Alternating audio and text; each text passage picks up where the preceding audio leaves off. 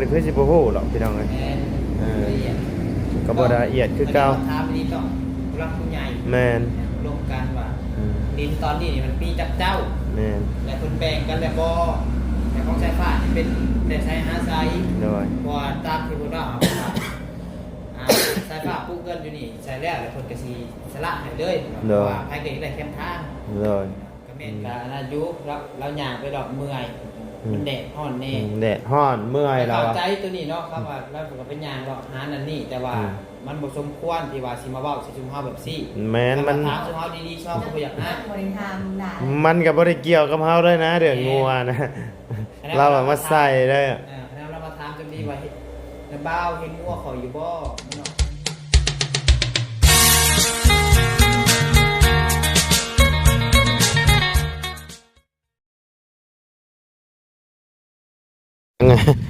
จังหวะโอ้ยอ่อนอยู่เนาะมากอดแข้งกอดขาไว้อยู่เสี่ยวสายฟ้าเพื่อนสายฟ้าไปเอากินถ่ายลูกพี่ดูไปหมอนี่ก็เอาทักทายกับสบายดีเด้อเนาะพ่อแม่พี่น้อง FC เบิร์ดสกุสู่คนเพราะว่าอยู่ในและต่างประเทศก็ยินดีต้อนรับกับสู่ช่องบ่ได้คือเก่าพี่น้องเอาก่อนเดินทางขึ้นเหนือเนาะพี่น้องเอ้ยเข้ามาเยี่ยมยามทางสายฟ้าเพิ่นก่อนเนาะหลังจากที่เมื่อวานนี่เนาะมีปากเสียงกันนิดหน่อยเนาะพี่น้องเอ้ยเข้ามาถามมึงสายฟ้าเพิ่นก่อนนอนอยู่ผู้เดียวเนาะเป็นจังใดพี่น้องเอ้ยเปิดแล้วปิดเด้ออย่าได้จับใช่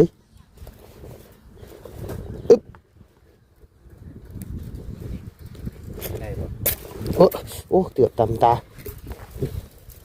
นะปิดให้เรากันเด้อหลักฐานเด้อพี่น้องเด้อปิดอยู่เลยนี่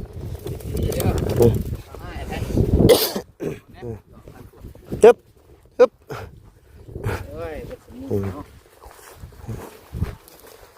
ก่อนเดินทางพี่น้องเลยฝนตกได้เหมือนฝนเนาะฝนตกแห้งเติบได้หลุดช่วงทางก็ว่าตกแต่คืนนี่บ่จังช่วงเนาะมื้อเช้านี่พี่จ๊ะหรือว่าเราเอาน้ำมาหดบ่ที่เรายังสิขัดสูบน้ำสายฟ้าสบายดี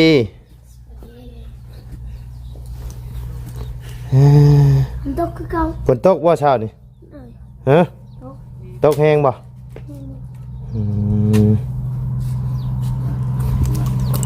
ผาตกเป็นโค้งสุดขาเพื่อนเนาะ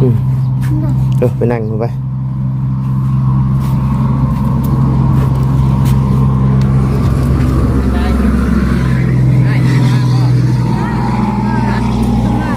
มาแล้วบ่อ้ายอยู่ใช่จ้ะห้องนี้บ่เกาะดูหันคือนอนเจ้าไปให้เรามาเป็นทีวี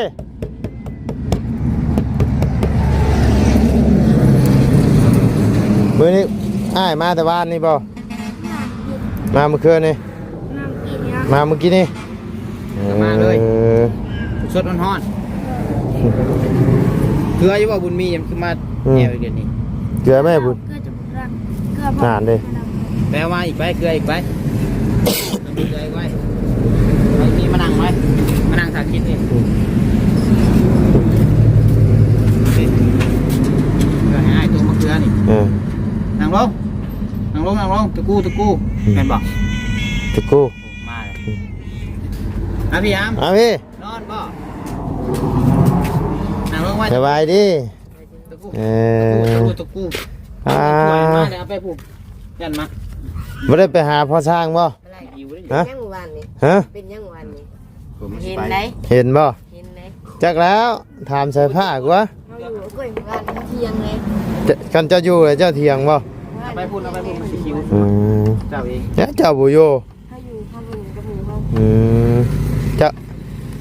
เพิ่นให้ระเบ้าครับสายผ้าแม่นไปคุดกระปูแล้วเพิ่นให้บ่เพิ่นสิใหม่บ่แม่นเพิ่นบ่ให้บ่เอามากลับเด้อเป็นยังคุณนั่นแหละยันมาจะมาเพิ่นให้ตาม เห็นอยู่วัน เจ้าเห็นอยู่บ่เออ เห็นในคลิปนะ อืม เห็นโตคือบริมานอนน้ำน้องบ่คืนนี้ถ้าบริมาอีกบ่ใช่ปะ มาลง อืม ไม่ได้มา เพื่อน เดี๋ยว นะ เรามาหาอีก พุ่นตกอยู่บ้านนะ คือบ้านหลังจากที่อันชุมละว่าเมื่อแหละเพิ่นมาหาบ่ บอก บ่ได้มาเลย เลย อืมอย่ามาเพิ่นมาหายเจ้าอีกเพิ่นบ่ได้มาหายบ่ บอก เออ พุ่นตกห้ามมาเมื่อคืนนี้ ห้ำมาแล้วเปียกบ่ได้โอ้ยว่า ออกไปหน่อยเดียวเปียกเลยล่ะบ่าว หูมันคือบุกู้ ใช่ปะ เปียกเลย ปลาผมกับเปียกเน่าเพิ่นแหละติ เอออยู่ผู้เดียวเนาะย่านผีไม่สิกล้าออกมาเนาะใส่ผ้าเปียกก็เปียกแล้ว ไปเก็บเขาในเครื่องคองก็ได้ย้อนฮอดยามพ้นเลยมินอัพได้บ่ บ่ได้ว่ามินอัพแล้วมันสิเปื่อยมันสิดอกเข้าไปเลยนะเพราะว่าเฮาบ่ได้เก็บมีแต่ตากไว้เฮ็ดอีหยังบ่ได้สิขึ้นจังหน่อย บุญทวีฮักกะมาบ่ไปนอนน้ำบักตอคืนนี่บ่ ไปหาผู้ชาวนะหมอ น่าจะถ่าคือเราเพิ่นสิมาวันนี้จังหน่อยเมื่อว่ะ อืม แล้วเลยจุ่มค่ำ บ่ได้บ่คิดอยากไปหาพ่อช้างบ่ อยากไป อยากไปอยู่บ่คือจังว่าพังพ่อช้างเพิ่นฝากเงินมาให้บ่ เลย ได้ยินพ่อช้างว่าฝากเงินมาให้ผู้ละแสนบ่ ด ฝากมานำเจ้าบ่ เจ้า อืม ำบอกดำ แล้ว กิน ไป แล้ว แต่ไม่ซื้อนะผม น้อย มันอิ่ม เรา แล้ว ก็เป็นห่วงได้เราก็ พวกนี้มันอิ่มแล้ว แล้วบอกให้บักดำกินอีกเลยกินแล้วดำเลย แบบเดียวกันเด้อเนาะห่างก็โอ้ บอกมันกินอะไร อืม ดำหยุดหยุดดำหยุดหยุด ให้มันกินนะแม่ กินต่อ ให้มันกินนะแม่มันย่านนะโอ้ยหยอกมันยังนะให้มันกินไหมอืม เจ้าทุกเจ้าเปียกมันมือเนาะแดงบ่ เอาไหม ไหนเยอะ นั่งไปนั่งถูกปะ เออ นั่งบนนั่งไป ยังไง นั่งบน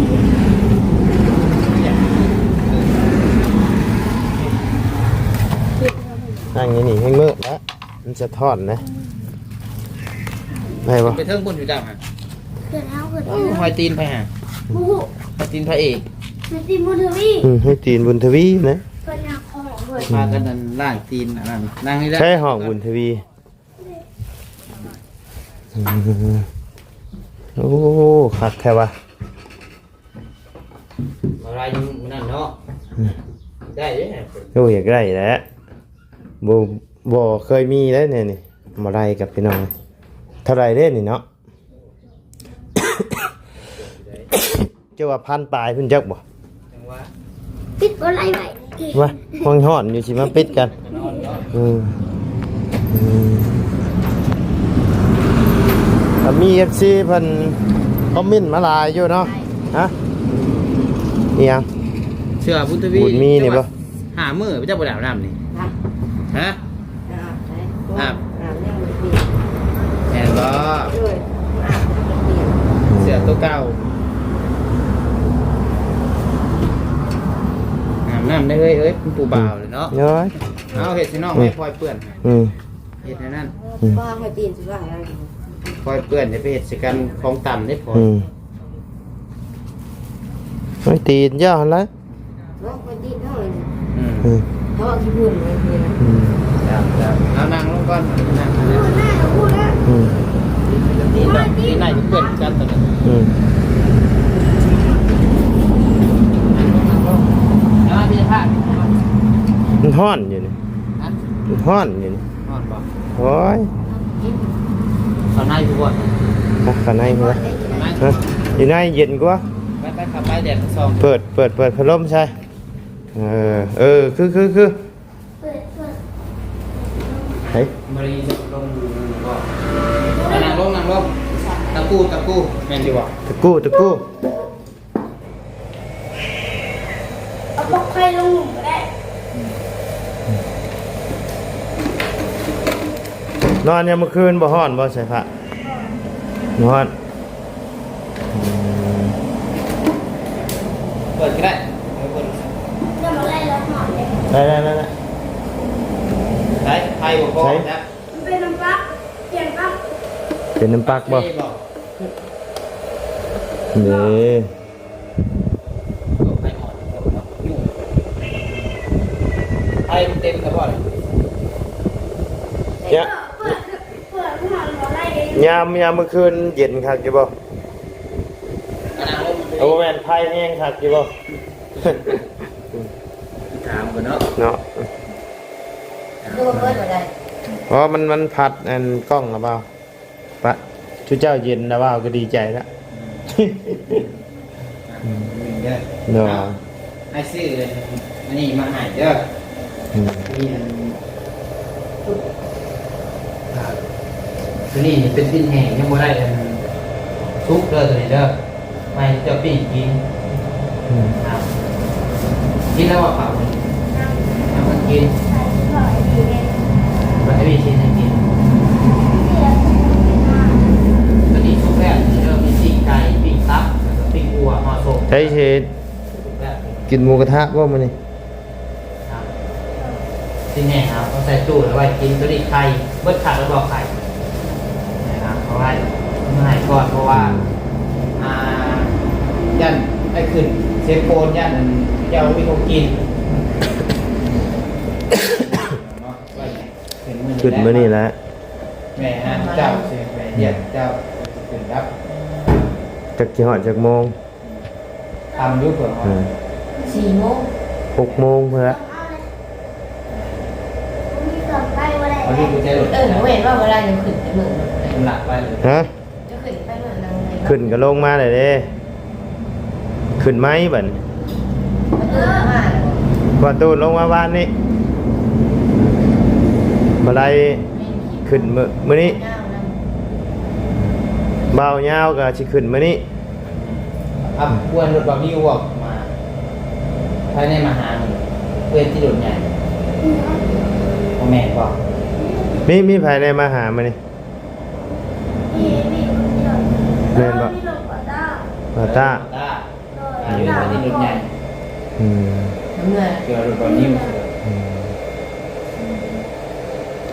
เราจะลงมาแต่เช้า ทางพอตู้จะได้ออกมาหาอยู่บ่ใช่พระ เลยเราไปออกมาเลย โดดนะบ่ก็มีทาง FC เพิ่นคอมเมนต์มาหลายอยู่แล้วพี่น้องเลยหลังจากที่มีปากเสียงกันเมื่อวานนี่ก็เพิ่นให้ถามทางประตูน้องสายฟ้าบุญทวีว่าดินเขตดินของเจ้านะฮอดสายเนาะหาทั้งเทื่อมีทางผู้รักผู้ใหญ่เพิ่นอยากสดซอยเฮ็ดหัวเฮ็ดแค่อ้อมเลยนะ เจ้า อันสิได้สะดวกสบายจังบ่ผิดบ่เถียงกันอีกอ้อมไปเลยส่วนของที่เจ้าก็คืออ้อมให้มันแล้วเลยเพิ่นน่ะ ว่าลุงเราสิเหตุอยู่จ้าสิขันเลยเนาะ เฮ็ดกับส่วนของเพิ่นหั่นนะเพราะว่า ให้เป็นมากก้อนให้เป็นกินก้อน ให้เพิ่นเฮ็ด ถ้าคนบ่มากก็ อืม ยาว แล้วก็บอกเพิ่นนั่นล่ะให้จุดแชร์ก็คันมีผู้ใหญ่เพิ่นอยากซอยหั่นนะคันมีผู้ใหญ่เพิ่นอยากสดซอยในหัวในแค่เนาะอ้อมให้น้องเพิ่นแบบอยู่สะดวกสบายแล้วก็มีแต่ว่าคันมีงบมาแล้วเฮาก็แจ้งทั้งเพิ่นมาเฮาสิเฮ็ดหัวแล้วก็ใส่อ้อมไปเลยหั่นนะ เจ้าเบิ่ง ถามทั้งประตูจะเบิ้งครับประตูจะออกมาแล้วก็คันมีอันพัน ก็ดินตัวนี้เพิ่นลองเป็นดินเจ้าเนาะ ดอย เป็นดินลายคนยังบ่ทันแบ่งดินมูลครับดินมูลเนาะแต่ของสายผ้านี่แล้วว่าเฉพาะลมเพื่อนนี้แล้ว เฉพาะแต่ลมเพื่อนเชื่อ ประมาณแล้วว่าเท่าไหร่วะ เขตก๊อกน้ำมันอย่างนี้ 12คูณ20บ่คือเท่าไหร่นี่แหละ แสดงว่าหน้าบ้านนะกับโมเมนต์ ตะแม่นคือหน้า เพราะพูดนะมองเพื่อนนะอ๋อ เช้าต้มยำเช้าลงไป อ๋อเช้า 12บ่คือเท่าไหร่นี่แหละ โอ้ ตัวจื้อมันได้จะได้ยินกับข้าวกันว่าตอนนั้น คัน12มันกับสิบเทิงและก๊อกน้ ตอนเราปะมีปากเสียงกับเขาตอนนั้นแรกๆเราบอกเเงินซาน ทำน้ำกรอกแม่ขอไก่แล้วก็ ำอ๋อน้ำก๊อกเพียงข้อไก่ ข่าวว่าบอกแต่ว่ากันลุงกับป้าแต่ว่าอีกแบบนึงได้ เนี่ยมันก็ชุดน้ำทั้งพอตู้แล้วแหล้วเนาะ น้ำที่เจ้าหาแต่น้ำที่ว่าชุดมาเจ้าหามันโบแมนแล้วมัน ข้า ตายว ไปดิน ข้าวอันน้องไอ้จอกนี่มัน เ ถ้าเอาว่าแล้วแค่ แต่ ก็ ว่า สั่ มั ง นเป็น นั่น ดิน แล้ว คนอื่นแล้วตอนนั้นก็เทียงกันก็มาเอาแล้วแต่แล้วอ่ะ เฮาบ่ฮู้นำเดี๋ยวนี้เนาะ ดินไผเอากระบูแล้ว จะลงมาไทยไทยต่อ ถ้าแม่เข้ามาแล้ว โดย นี่ปุ้ง มียาเราเพิ่นก็คือสินาฬิกาแบบนี้คือสิ มันก็ยากอยู่เลยน้องเอ้ยเพราะว่า มันมีรอบหนึ่งมันต้องมีรอบสองอีกอ่ะมีรอบสองต้องมีรอบสามคนน่ะนี่ แล้วเพิ่นนั่นนะครับ ชาเฮาเบิ่งชาอ้ายเบิ่งนี่ ไม่ใช่กลัวเล่าแบบ อ่า เมียเล่า มันต้องมีอ่ะมีหนึ่งต้องมีสองมีสองมีสามไปเรื่อยๆอ่ะ ยาว เบิ่ง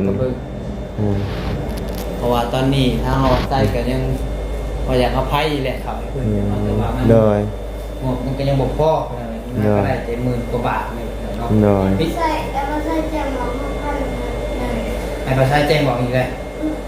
อ้ายผัดชัย แม่ได้ดี น่า อ้ายผัดชัยได้นี่นะ แม่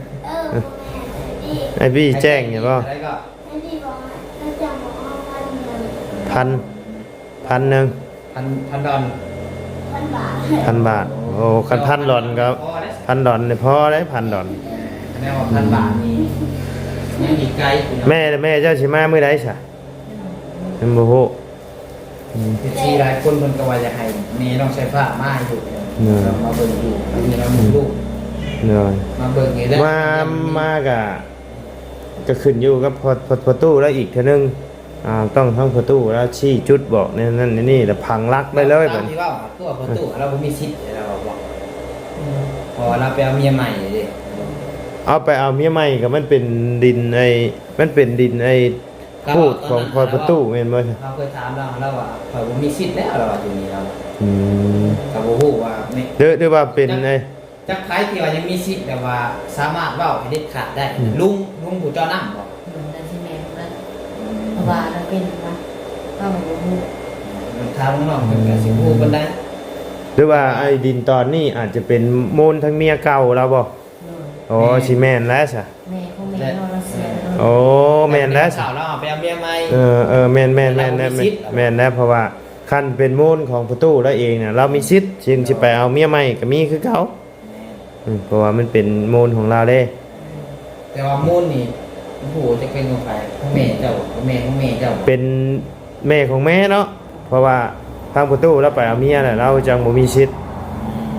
คันเป็นมูลของเราเองน่ะเรามีสิทธิ์ และมันจะว่าอะไร ลองประตูจะมาก็ลองถามเบิ่งเนาะกันชูอ้ายบ่อยู่กับผู้ใดผู้หนึงอยู่ก็ให้ถ่ายคลิปไว้เป็นหลักฐานเลยถามเลยเนาะทั้งเทื่อมีทั้งผู้รักผู้ใหญ่เพิ่นอยากซอย